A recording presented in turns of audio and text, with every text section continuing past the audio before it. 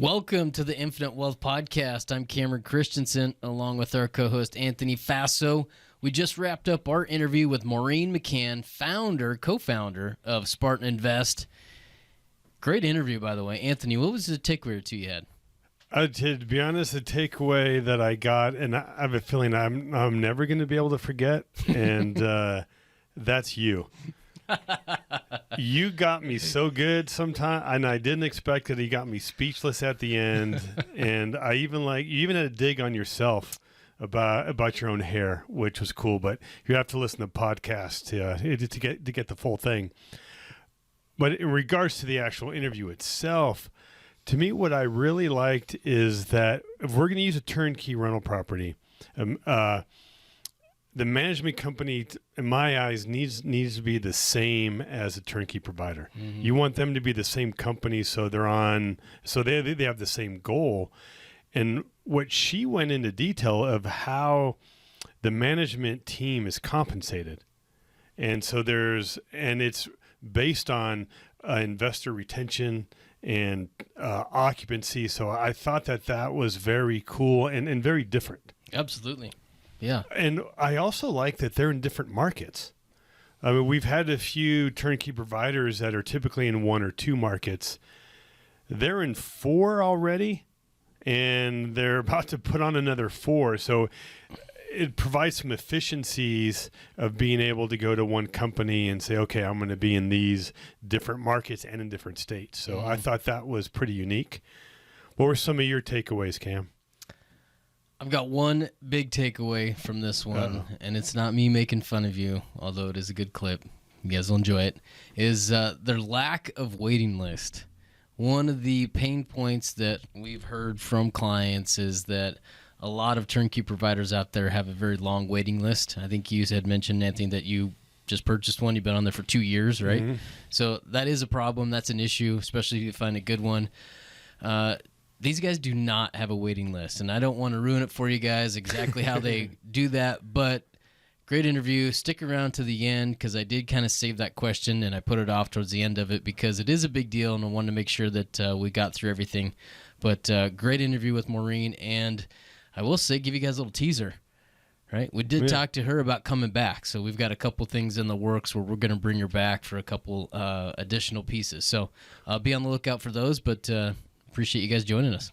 You know, and before we go in the interview, we want to give a shout out to Peter, who had made a comment on our podcast, gave it a 5-star and said, great job. He enjoys listening to it every week. So, Peter, we thank you for listening and thanks for the ratings.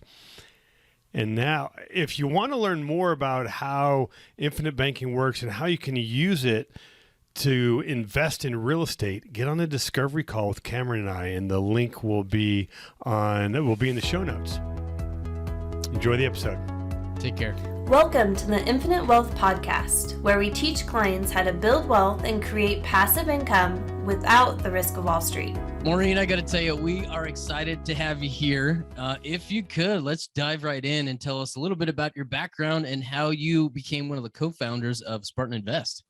Well, thank you guys. It's definitely a pleasure to be here. I am excited to share the story. It's always a fun one, but I am a former W-2 wage earner. I was a pharmaceutical rep and a medical device rep for 15 years, realized that I wasn't going to get where I wanted to go and live on top of the hill where I wanted to live with my 1% to 2% increases each year, which were not outpacing inflation. So I knew I needed to do something different. I went to one of those crazy fun, hey, if you call now, you get in free to the seminar on how to flip real estate.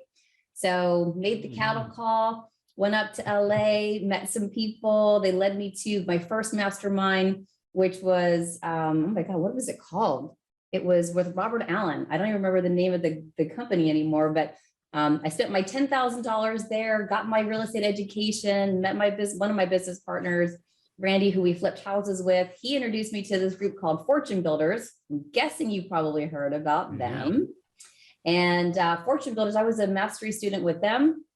They had this company from Memphis that was there as an affiliate who provided turnkey rental properties to their students. And guess who bought a couple?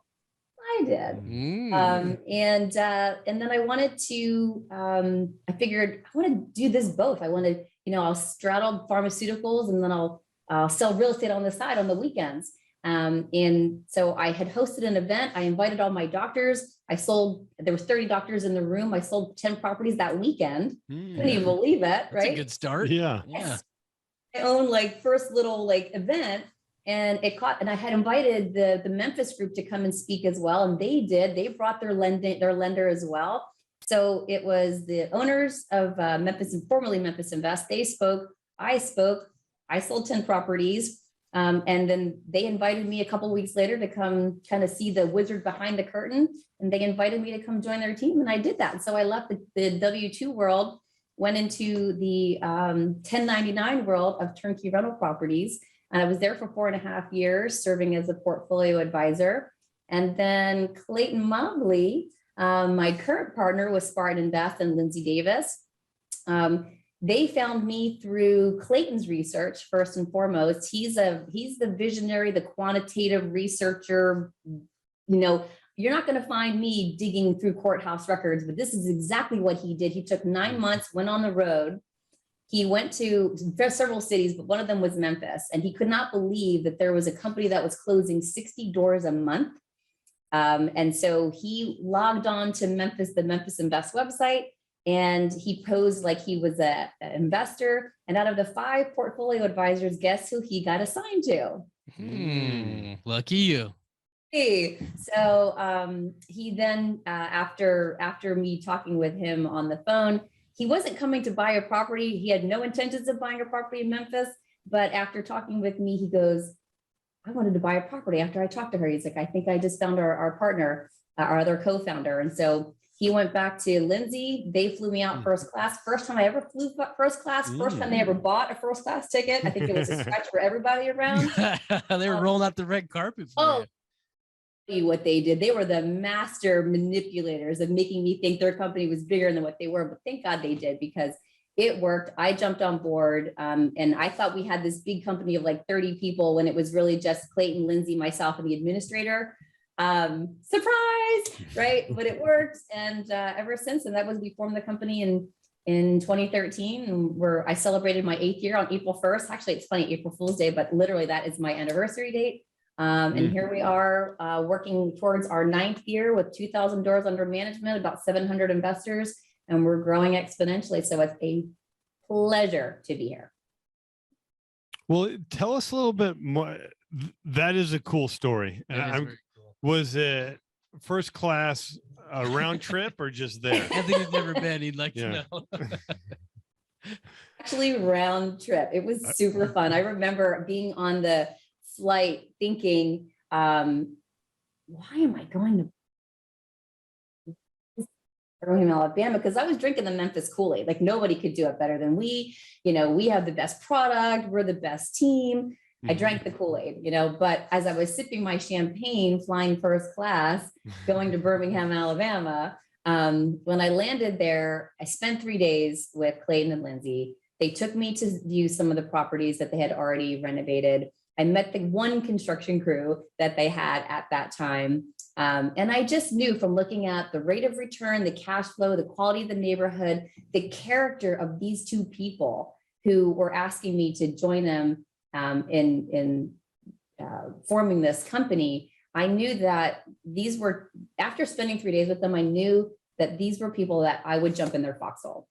Great character, operate with integrity. I wouldn't care if they were selling some kind of widget. It was an opportunity that I saw to do something great, to build legacies financially for people. Happened to be in real estate, which is a really fun passion of mine, but it was the quality of those 2 people, Clayton Mobley and Lindsay Davis. They were the deciding factors. I love that story. I was going to go back real quick. You'd mentioned that you had personally bought some turnkey properties. Our listeners are, I believe, pretty familiar with turnkey, so I don't know if we need to give them a definition, but what was it for you personally that was attractive to the turnkey model? I had zero experience in real estate, zero in buying investment properties. I had bought my own primaries, but it's different. It's a different approach. And so I really wanted to trust someone else to do it for me. It was out of state. I was living in California. These were properties in Tennessee. And, I have to say, I'm not the early adopter. My good friend Randy, he was the one that bought 2 rental properties first from the Memphis company. And what did I kept? I kept every, I don't know, it was so annoying. I'm sure it was like every month I was tapping on my shoulder. Are you making money? Are you making money? Are you making money? Basically making money, right? And so after, I don't know, probably 12 months of harassing him, and he kept confirming that, yes, he was making money. That's when I then made the decision. Here's what, I didn't even have money. I didn't have disposable income outside of my monthly expenses. So I had to borrow the money from my, I didn't even borrow it. I took money, I brought 2 properties within my self-directed IRA on non-recourse loans, paying 9.9%, which people will freak out, but the property still cash flowed. They're down to about $2,000 each that I owe on them, and then they'll be free and clear. A couple months. Very cool. What is it? If you could maybe give us an avatar, what do most of your buyers look like? Is there kind of a specific niche, somebody similar to you, brand new to it, or are these seasoned investors that are looking? I have the spectrum, but I will tell you the demographic usually is between 40 and 60 years old. They're looking at college expenses, retirement, healthcare. They're afraid of outliving their money. And so they're looking for ways. They recognize that their 1 income or 2 incomes is not going to produce the lifestyle that they want or the quality of life that they want going into the future. So it's usually those people. So some of them are brand spanking new. Some of them have been doing this for years. I would really love to talk to more 20 and 30-year-olds, to really get this perspective on how to build wealth through real estate at a younger age, so that they've just got a longer runway to create and design the life that they want financially. So if you're listening, 20 and 30-year-olds, tune in, really pay attention and focus on your financial future. Well, I say we do a follow-up webinar for those 20-year-olds. Let's do it. I would say we get a lot. I have a 20-year-old who just got a policy. We finalized it this week. It surprises me how much people contact us that are in their 20s and 30s, which is just awesome. I mean, I didn't really learn about this stuff till I was in my 40s. And so if, Mandy, you can start learning about creating the passive income, getting that appreciation, that cash flow at a young age, man, that you're going to be in a great spot. So tell us a little bit more about some of the homes that you guys sell.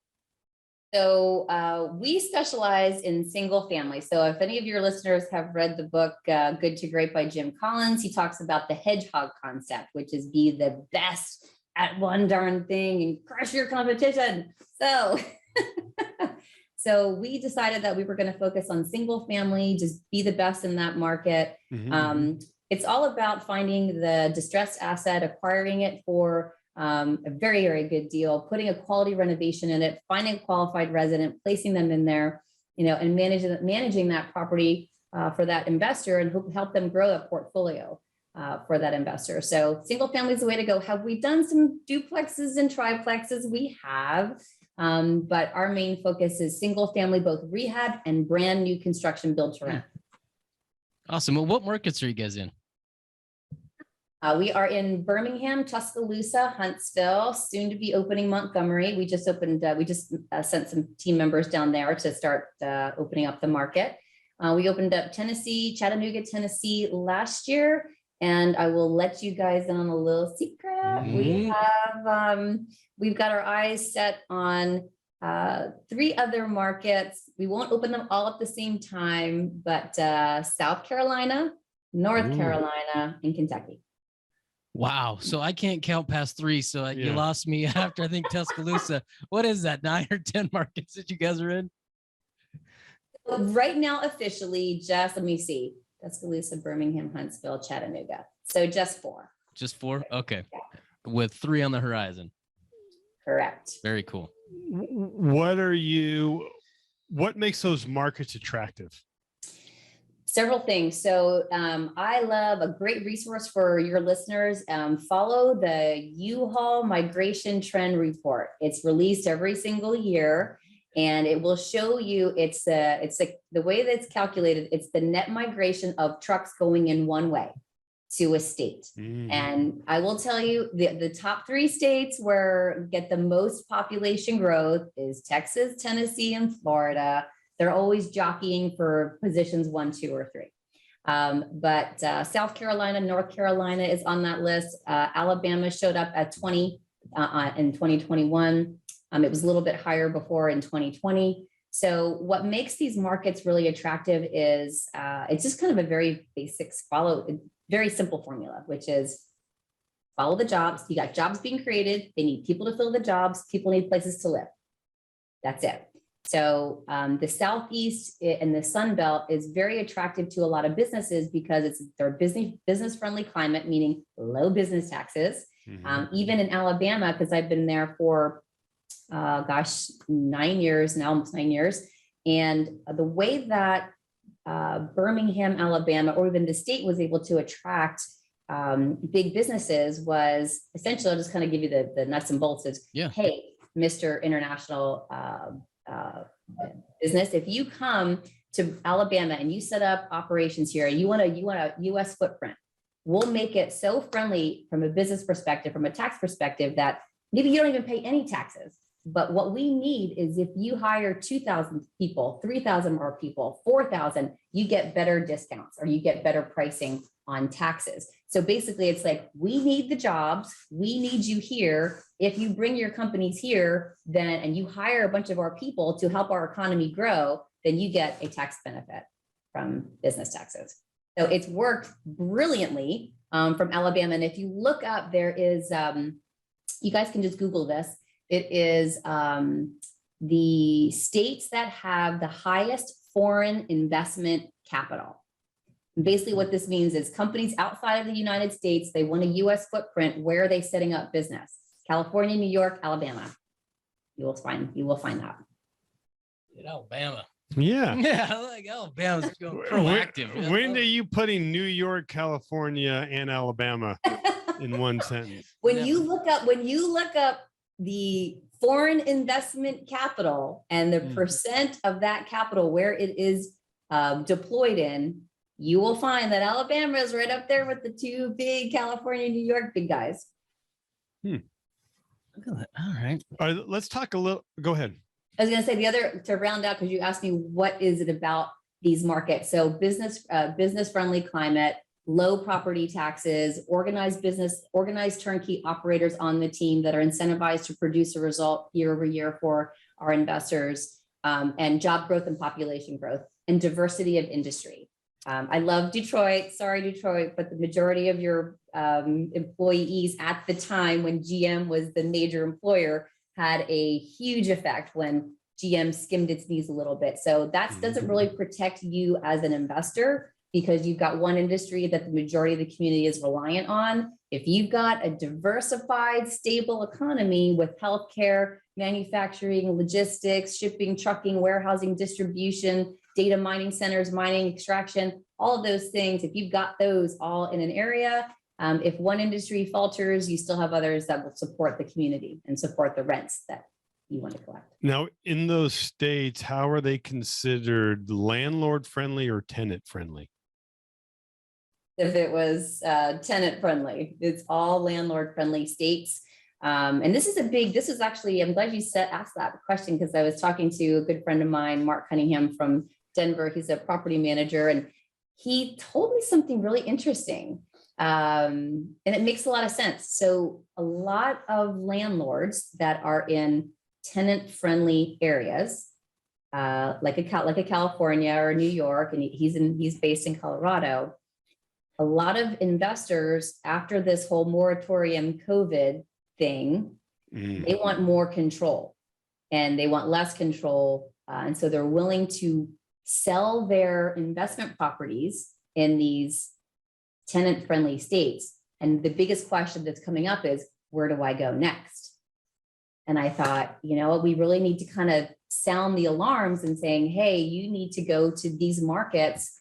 Alabama, Tennessee, Georgia. I forgot to mention we're getting our license in Georgia, our broker's license, to do some deals there too. That should be coming in here shortly. So investors are looking for where they need to relocate their capital out of, they're selling their properties in non-landlord friendly areas, and they're looking for where to go. So Tennessee, Georgia, Alabama, great markets. Now, in all these markets, who is managing the properties? True turnkey operators have the management inside. And that is exactly what Spartan Invest does. Our property management company is called Atlas Rental Property. Spartan Invest is the house flipping side. Atlas is the property management side, but it is owned and operated by all of the same people, myself included. To me, I think that's super important, because there's none of this, well, he did this or she did that. There's no pointing fingers.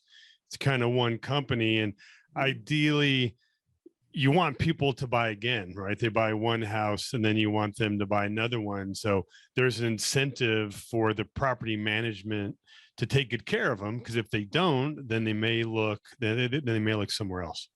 Yeah, and it's an incentive for us on the renovated side to make sure that we renovate the property to the rent-ready condition the best that we can, because if we do want to build a portfolio of rental properties and help investors do the same, then we have to produce a good product, because we're going to we want to manage that product that we just sold to that investor. So it behooves us, and it puts us in a position to make sure we do the right thing so that we can deliver a quality product to our investors.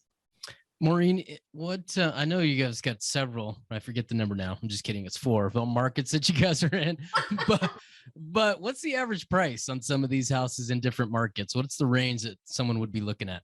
Yeah, so we have rehab. So I'm going to answer this in 2 parts, because we have rehab houses and then build to rent.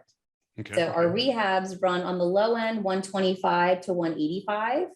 And then for our new construction, 245 to 255. Okay. So those San Francisco Bay Area listeners right now, they're probably going, you've got to be kidding me. You can buy an entire house, a brand new constructed house for under $300,000. Yes, all day long in Alabama. Now I'm going to beat Anthony to this question. Maureen, will you set him straight on the 1% rule? I wasn't even going to ask that. Okay, so in my 13-year career, yes, there was a time where the rent to value ratio was 1%. So meaning if you're buying a rental property for $100,000, you should be able to rent that house for $1,000 a month. Right. Mm-hmm.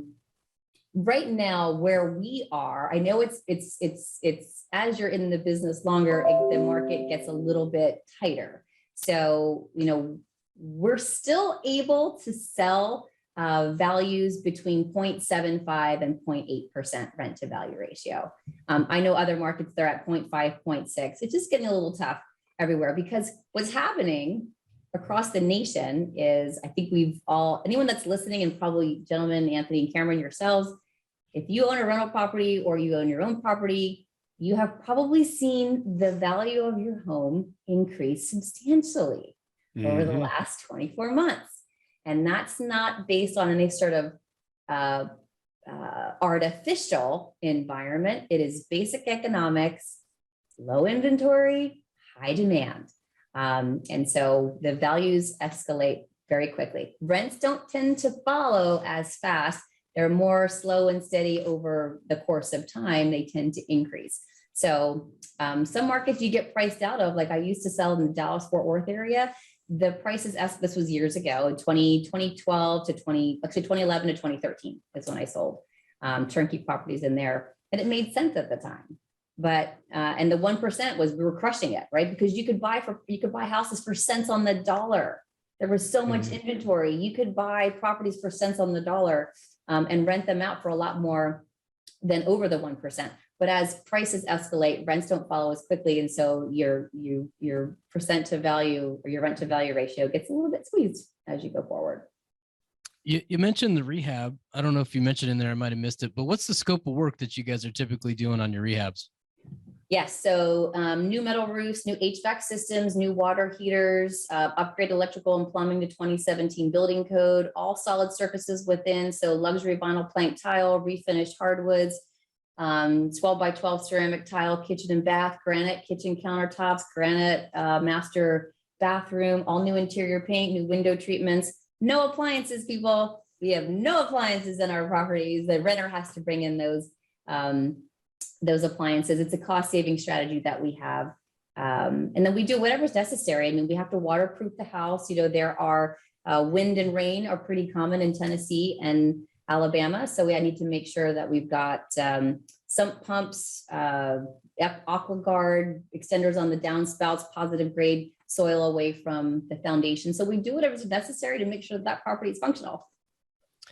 Now we're out in Vegas, and you mentioned one of our natural disasters, which is wind, because it messes up my hair.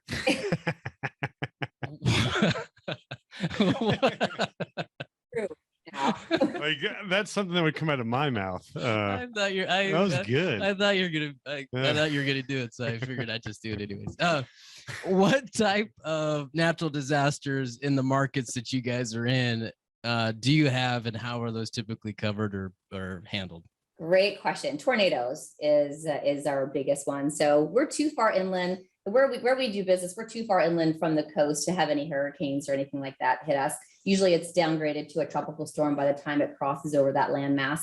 But we do have tornadoes. So unlike California, where you have to buy additional earthquake insurance, there is no such thing. For us in Alabama and Tennessee, there is no additional tornado insurance. They actually already build in wind damage to the premium, which, you know, interestingly enough, I will jokingly but seriously say that oftentimes your annual insurance premium is more than your property taxes in the states where we do business. So, and it's still very reasonable. I would say your annual insurance could be anywhere from $800 to $1,100. Property taxes tend to be less than that, which makes both Tennessee and Alabama excellent cash flow markets because property taxes are below 1%. So you guys are going into a house, fixing up, putting a new roof, putting all this new stuff on there. Is there a warranty with it? Yeah. So when we install the new metal roof, new HVAC system, new water heater, they all come with manufacturer's warranties. So 10 years on the water heater, 15 on the HVAC system, 40 on the metal roofs that we use in Alabama. We also give a 90-day maintenance guarantee. So the 90 days starts when the renter moves in. So any work orders that come in the first 90 days, Spartan will cover those expenses. If the expense happens on the 91st day, that's the responsibility of the investor. And the best example I can give when it's the renter's responsibility is if we get a call for a clogged toilet and we find G.I. Joe down there, that is a bill that goes to the renter, not the investor. Understood. Maureen, I've been saving the best for last. Oh, yes. Bring it. I've been waiting for this. I know, right? I just kept kicking it down the road. I'm a little nervous right now. But I think we're there. One of the pain points that a lot of our clients have found, right, when we start to look at turnkey model is the fact that there is a waiting list, and sometimes that waiting list can be quite long. Can you address how you guys have your waiting list or lack thereof set up for our listeners? News for all of your listeners: no wait list with Spartan. Zero.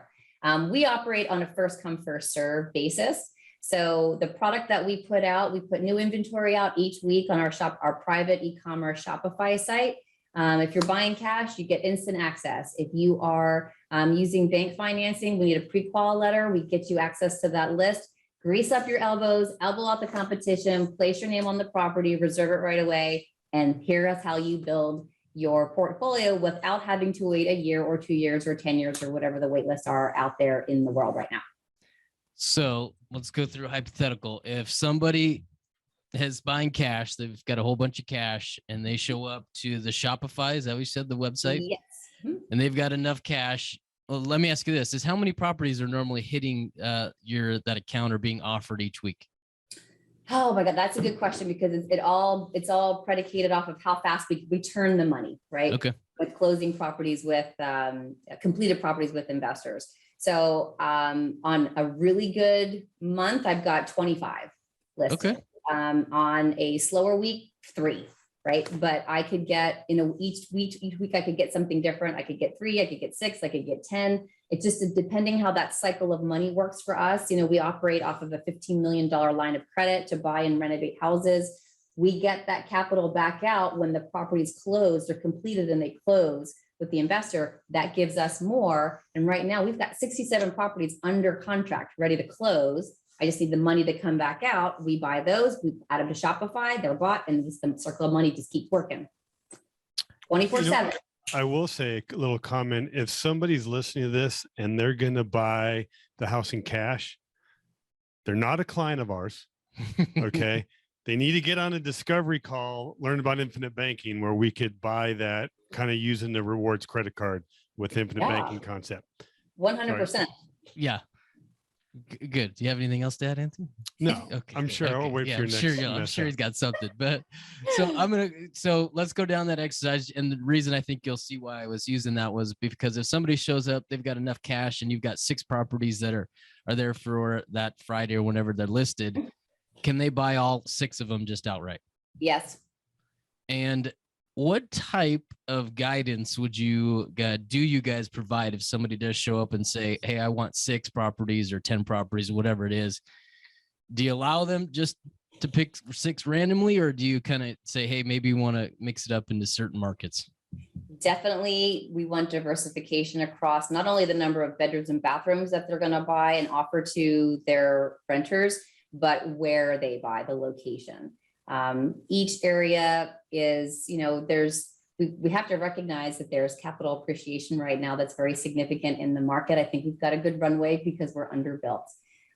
If I can put somebody in a Huntsville and a Chattanooga and a Tuscaloosa and maybe a Montgomery, if I can take their cash and diversify them across markets, I'm definitely going to do that. That's going to be beneficial for them, because I know market like Huntsville is appreciating a lot faster than a Tuscaloosa, right? But Tuscaloosa is in the path of progress. There's a lot of development that's happening there. It's probably going to come up shortly, but diversification in number of bedrooms and bathrooms, because you want to, as an owner of rental properties, you want a large pool of renters to be able to offer your product to. So 2 bedroom, 1 bath, 3-1, 3-2, 5-3s, a combination of bedroom bathrooms and in different locations makes that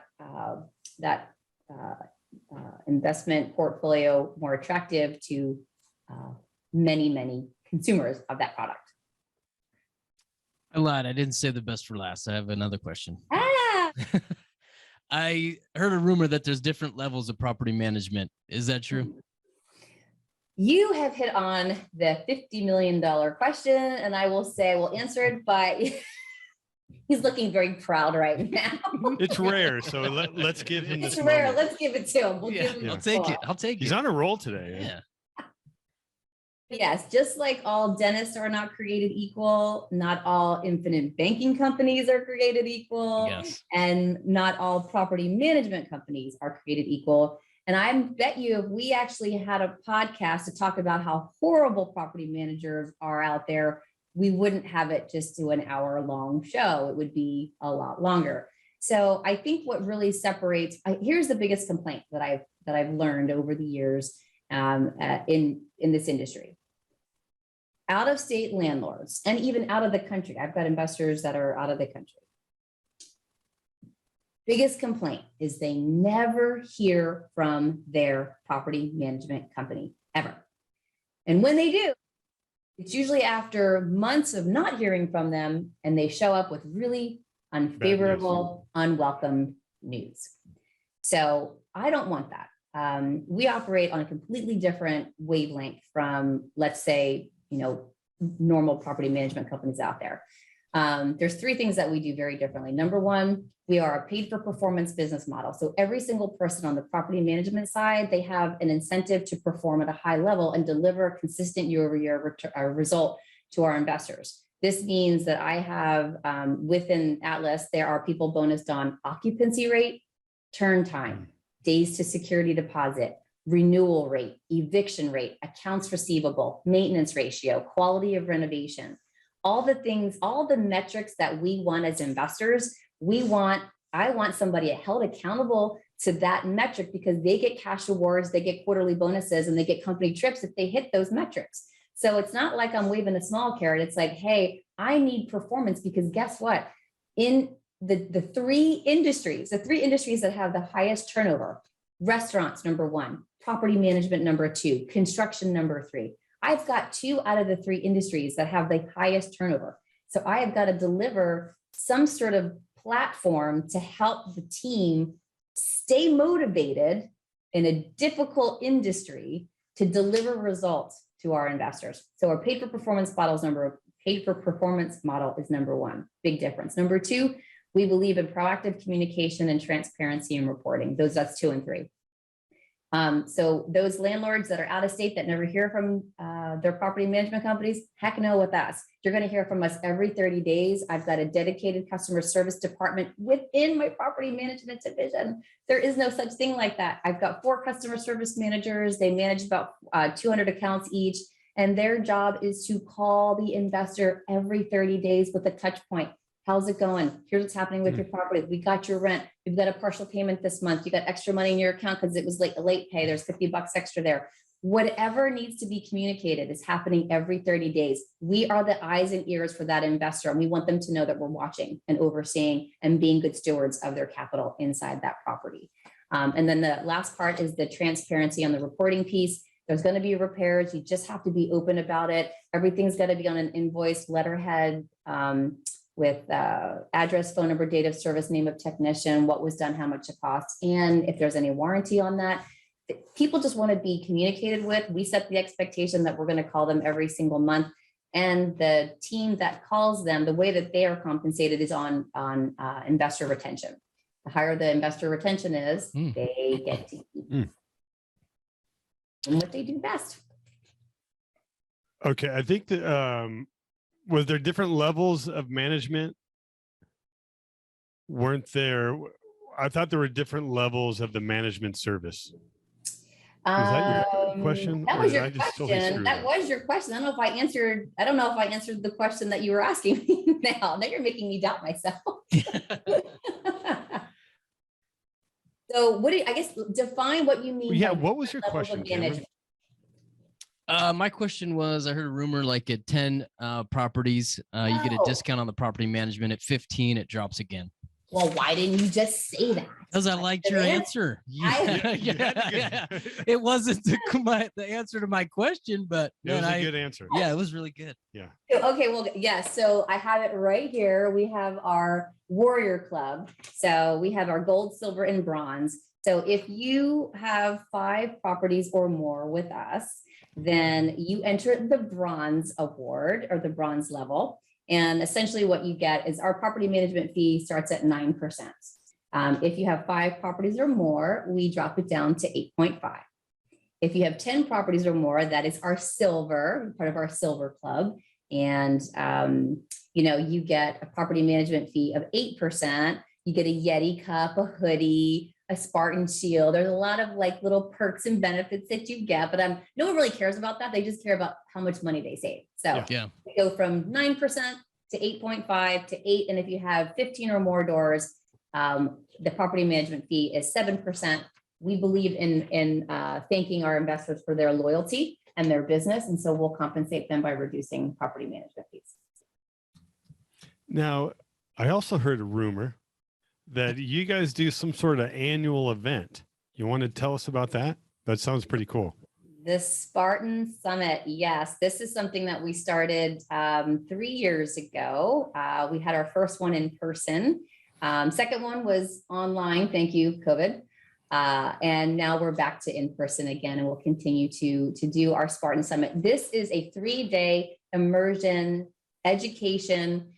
We believe that an educated investor, a really informed investor, makes a more confident investor. And that's what we want. We want to perpetuate that confidence in taking action. And so a lot of times people just, if they have gaps in what to do, from how do I protect my asset? How do I get lending? How do I find the funding? Do I go you lose life insurance to use as capital for my acquisition? Do I use a line of credit? Where do I find the capital? how do I protect my asset? How do I get started? And then we have property management side. So it's anything that you need to know about investing in real estate, in turnkey rental properties. We have an expert there that is talking on that subject, where you've got that intimate one-on-one conversation. You can ask them questions. There's a lot of socializing that happens there with experienced investors versus inexperienced investors. We put them all together in one room because there's going to be some osmosis that happens there and some elevating and education, and that's what we want. We had a keynote. We always have a keynote speaker. Last year we had Damon John. He crushed it for us. It was amazing. So this is not small potatoes. This is actually a really well organized, very well thought out, comprehensive real estate event that is designed to really help educate our investors. Education is important. Yeah. Speaking of small potatoes, Anthony, do you have anything to add? Wow. Well, okay. More. He was gonna be speechless, I got him. Good. You got me good. He didn't see that one coming, Maureen. I think we got him off guard on that one. Absolutely. Maureen, I'm sure I know we've got a lot of listeners that are interested in this, and I think you guys have a great opportunity here that's available for them. And I think that not only the lack of the waiting list is a huge piece to it, but just the business that you guys are running is going to be attractive to them. Where can they reach out to you at? Where's the best place to find you? Easily, just go to our website, SpartanInvest.com. You will find us there. No wait list, lots of properties, great cash flow, good returns. Use that infinite banking concept, insurance money to buy these rental properties that we have available. Take action, take control of your financial future. You won't regret it.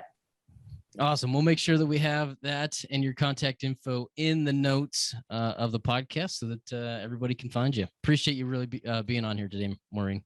Thank you, Cameron. Thank you, Anthony. My pleasure. Ciao. You make it a fantastic day. Take care. Thanks for listening, and be sure to subscribe so you don't miss out on the next episode. Also, check out our website, infinitewealthconsultants.com, to find our podcast along with other additional resources.